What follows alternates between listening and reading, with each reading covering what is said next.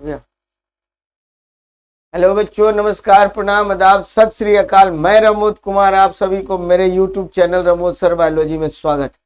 चला सब कुछ सर्वर प्रॉब्लम के कारण, ये इशू के कारण हम लाइव नहीं हो सके हैं, इसलिए 51 नंबर का हम वीडियो बना के डाल रहे हैं। ठीक है, तो आइए शुरू करते हैं। वायवीय श्वसन क्या है? वायवीय श्वसन क्या है आप जानते हो। वायवीय ऑक्सी या अनऑक्सी, तब वायवीय श्वसन को क्या बोलते हैं? ऑक्सी श्वसन भी बोलते हैं। क्या बोलेंगे? ऑक्सी श्वसन, ऑक्सी श्वसन भी कहते हैं। क्या कहते हैं? ऑक्सी श्वसन। और यह ऑक्सीजन के साथ होता है श्वसन। जैसे आप देखो यहाँ पर C6H12O6 प्लस 6O2, ये बनेगा 6CO2 plus 6H2O plus energy निकलेगा। ठीक है, अब देखो तो यहाँ ऑक्सीजन की जरूरत होती है। ठीक है, और ये जो है श्वसन की क्रिया, जो ऑक्सीकरण की क्रिया, आप जानते हो कि ऑक्सीजन ऑक्सीकरण वह रासायनिक क्रिया है जिसमें कोई तत्व ऑक्सीजन से कंबाइन करता है। तो यहाँ ग्लूकोज भी क्या करता है? ऑक्सीजन से संयोग कर रहा है, इसलिए अभी क्या है? श्वसन की ऑक्सीकरण की क्रिया है। इसको मंद दहन, स्लो कंबशन भी कहते हैं। धीरे धीरे जल रहा है। तो ये क्या कहेगा? वायवीय श्वसन क्या होता है? तो ऑक्सीजन की उपस्थिति में श्वसन की जो क्रिया होती है उसको हम क्या कहते हैं? वायवीय श्वसन। और वायवीय श्वसन कहाँ होता है? माइटोकॉन्ड्रिया। कहाँ होगा? माइटोकॉन्ड्रिया में होता है। ठीक है, कहाँ होगा? माइटोकॉन्ड्रिया में होता है। त्वचा के साथ श्वसन की क्रिया किस में होता है? तो ये जान लो, केचुआ, जोंक, नेरिस, एनेलिडा ग्रुप के जितना जीव है सब में केचुआ, नेरिस। उसके बाद मेढक में गलफड़ा के माध्यम से यह किस में होगा? तब मछली में। किसमें? मछली में ये श्वसन की क्रिया गलफड़ा के माध्यम से होगा। क्लियर? आइए तब नेक्स्ट क्वेश्चन देखते हैं। उत्तक एकमात्र, कौन सा उत्तक एकमात्र पादप उत्तक है जो कोशिका विभाजन द्वारा नई कोशिकाओं का उत्पादन करता है? उत्तक एकमात्र पादप उत्तक है जो कोशिका विभाजन द्वारा नई कोशिकाओं का उत्पादन करता है। तो नई कोशिका का उत्पादन जैसे ही करेगा, विभाजन होगा, तब मेरिस्टेमेटिक टिश्यू विभ्याजोत्तक उत्तक। तो ये क्या हो जाएगा? विभ्याजोत्तक या मेरिस्टेमेटिक टिश्यू। और यह जो है पौधा के ऊपरी भाग, तना के ऊपरी भाग में, जड़ के ऊपरी भाग में, पत्ती के ऊपरी भाग में पाया जाता है। और इसमें विभाजन के फलस्वरूप पौधा में प्राथमिक, द्वितीयक जो भी वृद्धि होता है सब होता है। तब मेरिस्टेमेटिक टिश्यू में जो सेल होता है उसमें विभाजन की क्षमता होती है। क्लियर? अब देखो, ये मृदुतक पैरेन्काइमा, ये जो है जड़ और तना में पाया जाता है, जो भोजन संग्रह करने का काम करता है। क्या करेगा? भोजन संग्रह करने का काम करेगा। स्थूल कोनुतक या कोलेनकाइमा, ये तना और पत्ती में पाया जाता है, जो क्या होता है? लचीला। क्या होगा? लचीला होता है। और यह लचीला होने के साथ साथ यह पौधा को आंधी तूफान में टूटने से बचाने का काम करता है। कौन? तो ये स्थूल कोनुतर या कोलेनकाइमा, यह पौधा को आंधी तूफान में पत्ती और तना को टूटने से बचाने का काम करता है। जाइलम के बारे में आप जानते हो कि पौधे के द्वारा जल और खनिज लवण का जो अवशोषण होता है, जाइलम के द्वारा पौधे के अन्य भाग में पहुंचाया जाता है। इसको क्या कहा जाता है? Conducting tissue. कंडक्टिंग टिश्यू भी कहते हैं। कंडक्टिंग टिश्यू भी कहते हैं। क्या कहते हैं? कंडक्टिंग टिश्यू भी कहते हैं। क्लियर? तो ये आपका हो गया विभ्याजोत्तक उत्तक या मेरिस्टेमेटिक टिश्यू। नेक्स्ट क्वेश्चन देखिए। प्रजनन के दौरान मूल कार्य एक डैश का निर्माण होना है। जैसे ही प्रजनन, रिप्रोडक्शन होगा तो डीएनए का प्रतिलिपि बनेगा। डीएनए से ही डीएनए बनेगा, तब ना वो आनुवांशिक लक्षण को जीवों में पहुंचाने का काम करता है। डीएनए पर ही जीन रहता है। तब प्रजनन के दौरान मूल कार्य एक डैश का निर्माण होना होता था। किसका निर्माण? डीएनए का कॉपी। और जब डीएनए से डीएनए बनेगा तो इसको हम लोग क्या कहते हैं? रेप्लिकेशन। तो प्रजनन के दौरान यही कार्य होता है जो डीएनए से डीएनए का निर्माण होता है, इसको हम लोग क्या कहेंगे? रेप्लिकेशन कहते हैं। ठीक है, तो प्रजनन के दौरान डीएनए का ही कॉपी बनेगा तब न जीवों में जाएगा। जैसे मदर फादर का ही लक्षण आएगा बच्चों में, फिर उनके लक्षण, कैरेक्टर, चेहरा, स्वभाव सब उनके बच्चों में, दादा दादी का आएगा। या आम का पौधा लगाइएगा तो आम ही होगा, आम का बीज लगाइएगा तो आमे का पौधा होगा, या जिसका भी बीज लगाते हो उसी का पौधा होगा। तो डीएनए के प्रतिलिपि के अनुसार ये जीवों में वो कैरेक्टर जाते हैं। ठीक है, एमआरएनए का क्या काम है? तो यह एमिनो एसिड का एक निश्चित क्रम में बनाता है। क्या बनाता है? निश्चित क्रम। और एमआरएनए का फुल फॉर्म क्या हो गया? Messenger RNA. क्या हो गया? Messenger RNA. और ये आपका आईआरएनए, तो आईआरएनए कोई टर्म नहीं होता है, एमआरएनए होता है, आरआरएनए होता है और टीआरएनए होता है। तो यहाँ आईआरएनए कोई टर्म नहीं होता है। और डीआरएनए का मूल काम, ये तो एमआरएनए का 3 भाग, आरएनए का 3 पार्ट, एमआरएनए, आरआरएनए और टीआरएनए। अगर आपसे पूछेगा आरएनए का क्या काम है, तो आरएनए का काम है प्रोटीन का संश्लेषण। क्या है? प्रोटीन का संश्लेषण। तो प्रजनन के दौरान मूल कार्य एक डैश का निर्माण करना होता है, तो क्या हो जाएगा? डीएनए का। क्लियर? आइए नेक्स्ट देखते हैं। एनेलिडा वर्ग से संबंधित नहीं है। एनेलिडा में से कौन संबंधित नहीं है? तो केचुआ एनेलिडा है, नेरिस एनेलिडा है, जोक एनेलिडा है, तीनों के तीनों एनेलिडा है। तो एस्केरिस जो है ये एनेलिडा नहीं है। आप बगल में देख सकते हो, यहाँ एस्केरिस का फिगर लगा हुआ है, और ये मेल है और ये फीमेल है। फीमेल में फीमेल जेनाइटल एपर्चर भी है। ठीक है, तो ये मेल है, ये फीमेल है। और ये एस्केरिस से क्या होता है? एस्केरियोसिस, एस्केरियोसिस डिजीज, एस्केरियोसिस डिजीज होता है। क्या होता है? एस्केरियोसिस डिजीज होता है। ठीक है, अब देखो ये किस ग्रुप का है? तो एस्केलमेंथिस, एस्केलमेंथिस,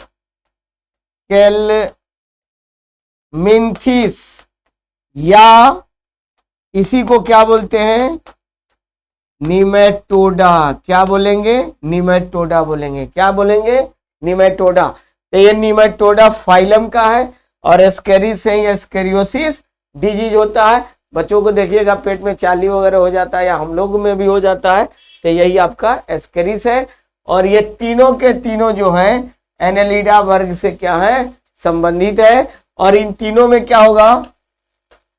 मेल एवं फीमेल, फीमेल एक ही में होता है।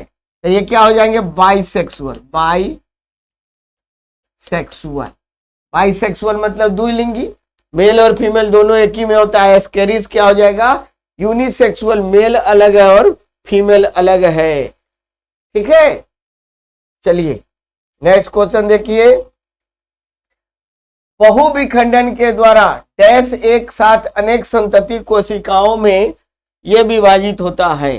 किसके साथ? डैश कोशिकाओं के साथ जो है ये आपको विभाजित होता है। तब बहुविखंडन किस में होगा? तो जब भी होगा तो एक कोशिकीय जीव में होगा, और खासकर रोग उत्पन्न करने वाले कुछ फायदेमंद बैक्टीरिया में भी होता है। तो रोग उत्पन्न करने वाले बैक्टीरिया में होता है। यहाँ पर देखिए प्लाज्मोडियम लगा हुआ है, तो इसका आंसर क्या हो जाएगा? प्लाज्मोडियम। ठीक है, अब देखो ईस्ट में क्या होगा? बडिंग, मुकुलन, मुकुलन, और हाइड्रा में मुकुलन और रीजनरेशन। रीजनरेशन मतलब पुनर्निर्माण। क्या होगा? रीजनरेशन मतलब पुनर्निर्माण। और प्लेनेरिया में सिर्फ क्या होगा, रीजनरेशन यानी पुनर्निर्माण। अगर शरीर का कोई भाग कट कुट गया तो उसे एक नया जीव का निर्माण कर लेता है। अब मुकुलन का मतलब होता है, इस तरह से देखिएगा, ये मान लो हाइड्रा है, तो यहाँ पर ये बर्ड्स निकला होता है, ये छोटा हाइड्रा बर्ड्स, और ये बर्ड्स कटेगा तो एक छोटा हाइड्रा का निर्माण करेगा। इसी को हम लोग बर्डिंग या मुकुलन कहते हैं। क्या कहेंगे, बर्डिंग या मुकुलन। तो ईस्ट में और हाइड्रा में मुकुलन होता है, हाइड्रा में मुकुलन और रीजनरेशन होता है, प्लेनेरिया में रीजनरेशन होता है, और प्लाज्मोडियम एक कोशिकीय जीव है तो इसमें बहुविखंडन होता है। ठीक है, बहुत सारे एक जैसे अमीबा वगैरह में द्विविखंडन होता है, इसमें बहुविखंडन होता है। बहुविखंडन का मतलब होता है न्यूक्लियस जितना भाग में बटेगा उतने जीव का निर्माण होगा, यानी एक जीव से कई जीव का निर्माण होता है। क्लियर।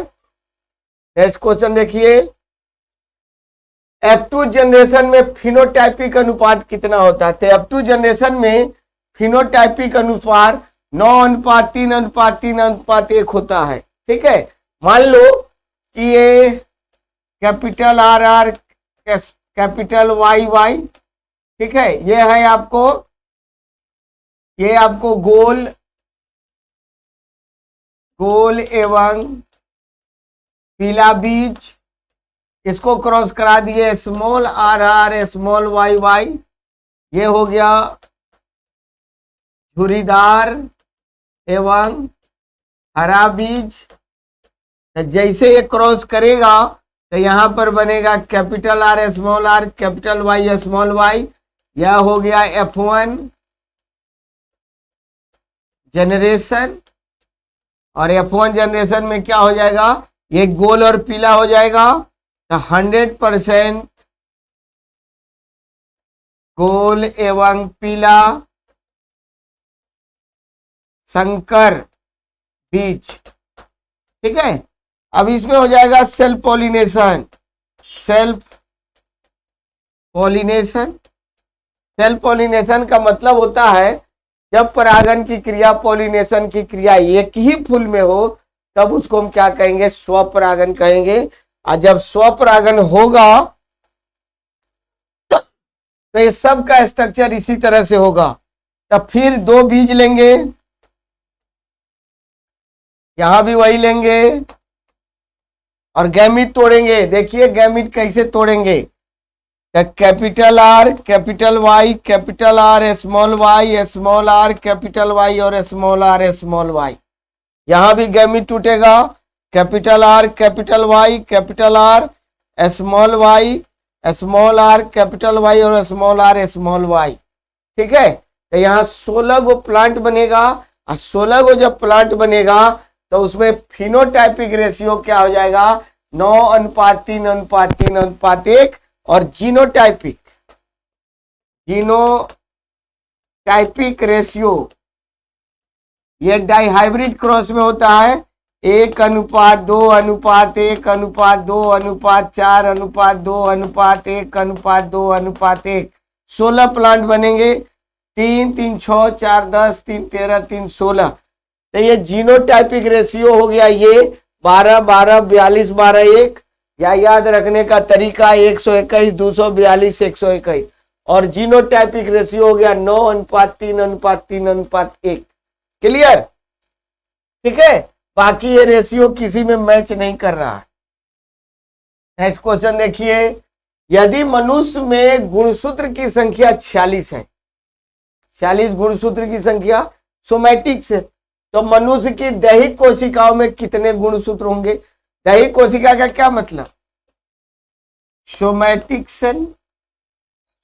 सेल यानी कायिक कोशिका। कायिक कोशिका, और कायिक कोशिका का मतलब होता है कि रिप्रोडक्टिव सेल, जनन कोशिका। क्या होता है, रिप्रोडक्टिव सेल जनन कोशिका को छोड़कर शरीर में जितनी भी कोशिकाएं होती है सब क्या होती है, सोमैटिक सेल।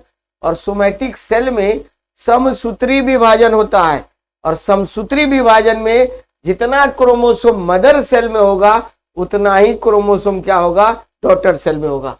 तो यदि मनुष्य में गुणसूत्र की संख्या 46 है, गुणसूत्र 46 है, तो उनके दैहिक बॉडी का कोई भी सेल है उसमें क्रोमोसोम कितने होंगे? तो 46 ही होंगे। अगर पूछ देगा स्पर्म और ओवम में कितना क्रोमोसोम, तो स्पर्म में 23 और ओवम मतलब अंडाणु में 23, तब ना 23 और 23 फादर साइड से मिलेगा, 23 मदर साइड से मिलेगा, तब 46 होगा।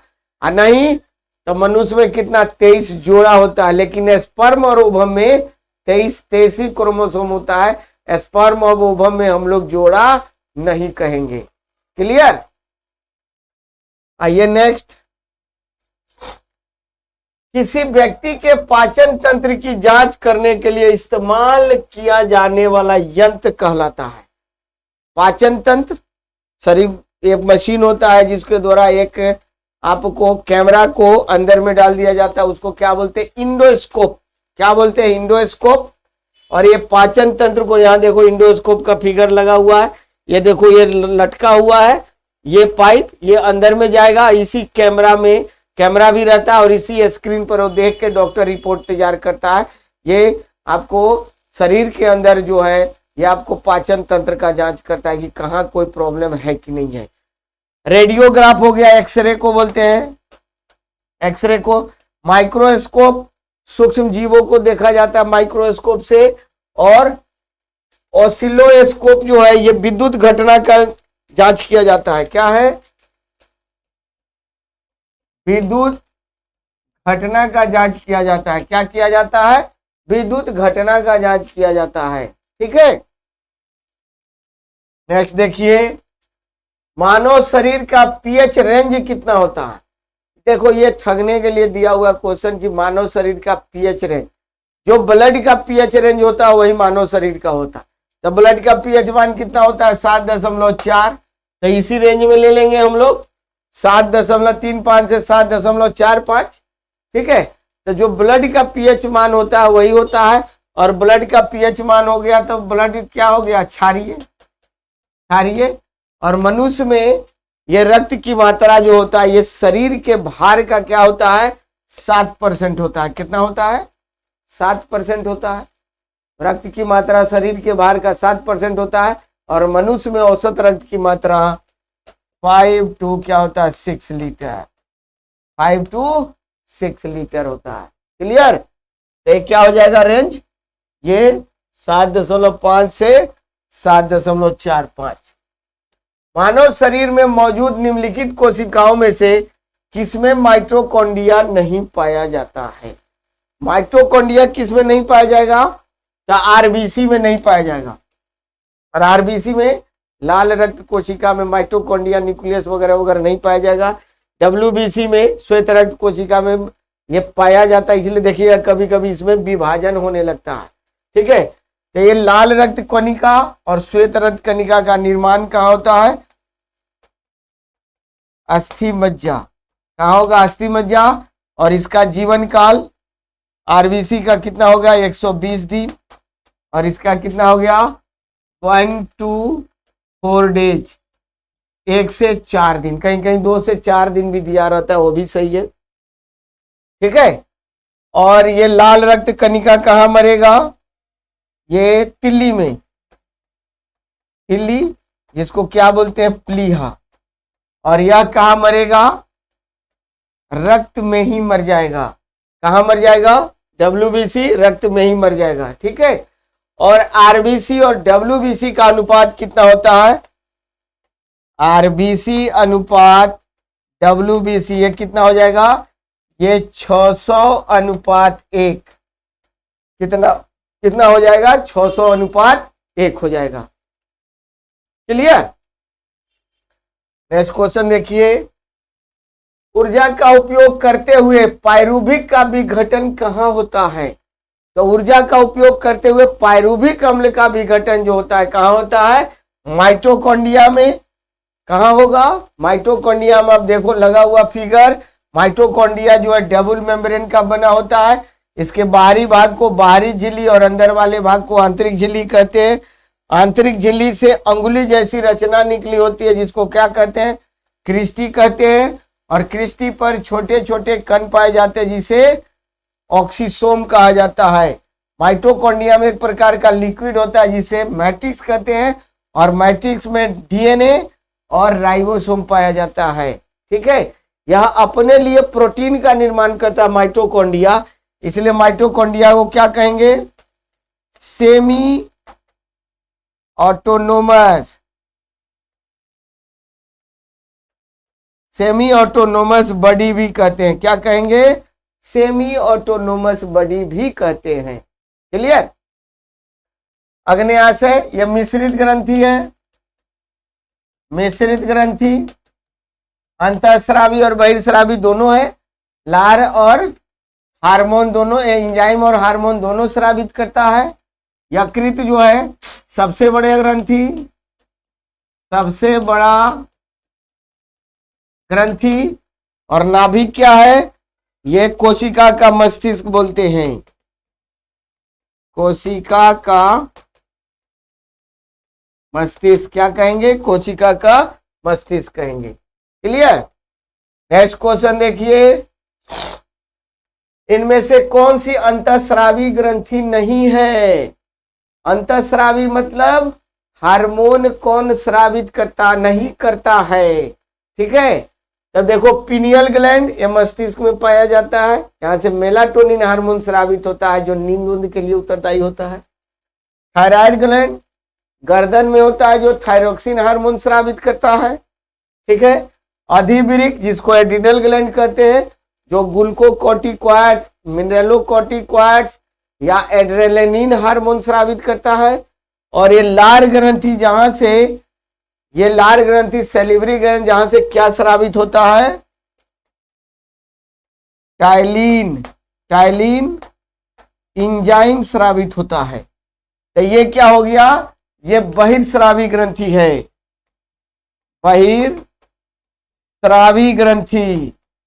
क्या हो गया? बहिर्स्रावी ग्रंथि है। तो आपका पूछ रहा है क्वेश्चन कि कौन अंतःस्रावी ग्रंथि नहीं है? तो जो हार्मोन स्रावित करता है वो अंतःस्रावी ग्रंथि है, और जो एंजाइम स्रावित करता है वह बहिर्स्रावी ग्रंथि है। क्लियर? ये हो गया लार ग्रंथि। उसके बाद निम्नलिखित में से कौन सा मानव शरीर में पाई जाने वाली हड्डी नहीं है? हड्डी कौन नहीं है पूछ रहा है।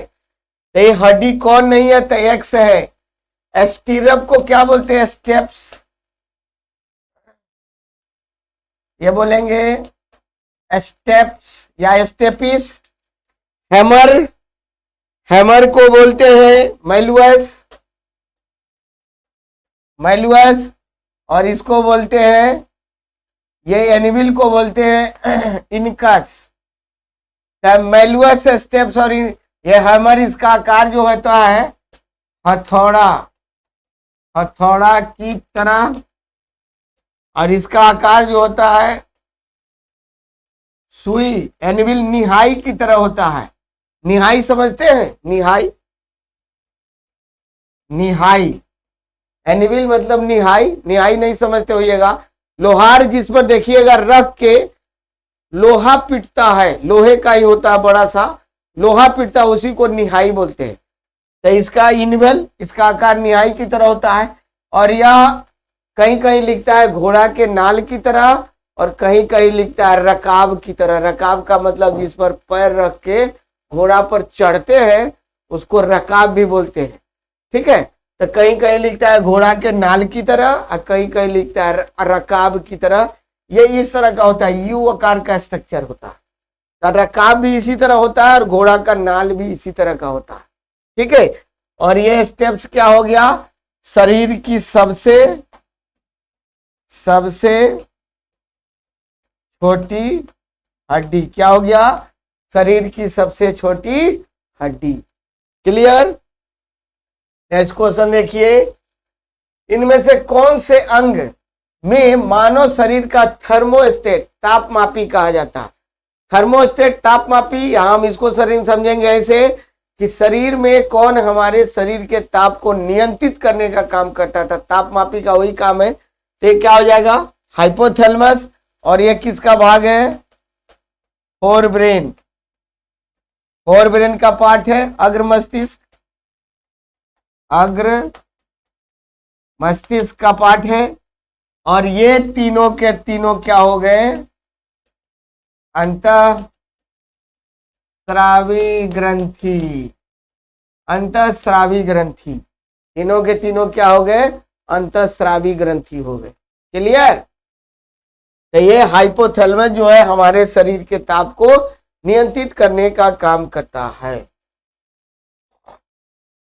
नेक्स्ट देखो, नेफ्रोलॉजी के डैश के साथ जुड़ा हुआ है। नेफ्रोलॉजी किडनी के अध्ययन को क्या कहते हैं, नेफ्रोलॉजी, गुर्दा। ठीक है। जिगर क्या हो गया, हिपैटोलॉजी, हिपैटोलॉजी। और फेफड़ा के अध्ययन को क्या कहते हैं, पल्मोनोलॉजी, पल्मोनोलॉजी। तो ये हो गया फेफड़ा का अध्ययन, ये हो गया लीवर का अध्ययन। ग्रानी का अध्ययन नहीं होता है तो ये आंसर क्या हो जाएगा, गुर्दा का अध्ययन। अब देखो रीनल वेन, रीनल आर्टरी सब गुर्दा में पाया जाता है। ठीक है। और इसको ये आप देखो, ये रीनल कॉर्टेक्स, रीनल जो भी संबंध रहे, renal papilla, renal cortex, renal artery, renal vein, renal के साथ जो भी जुड़ा रहे आप लगा देंगे किडनी है। क्लियर। तो देखो बच्चों, किसी टेक्निकल फॉल्ट के कारण, सर्वर डाउन होने के कारण आज मैं लाइव नहीं आ सका हूं, इसलिए 51 नंबर सेट का मैं वीडियो बना के भेज रहा हूं। तो मेरा वीडियो कैसा लगा इसको लाइक कीजिए, सब्सक्राइब कीजिए और शेयर कीजिए। ठीक है। और आप मेरे टेलीग्राम चैनल से भी जुड़ सकते हैं। रमो सर बायोलॉजी मेरा टेलीग्राम चैनल है। जो सेट का मैं डिस्कशन कराता हूं उसको मैं दिन में डाल देता हूं, आप उसको डाउनलोड करके बनाइए और शाम में डिस्कशन देखिए, फिर उसका आंसर हम दूसरे दिन डाल देते हैं, आंसर वाला आपको पीडीएफ डाल देते हैं। Thank you, bye. फिर मिलते हैं कल 52 नंबर सेट के साथ।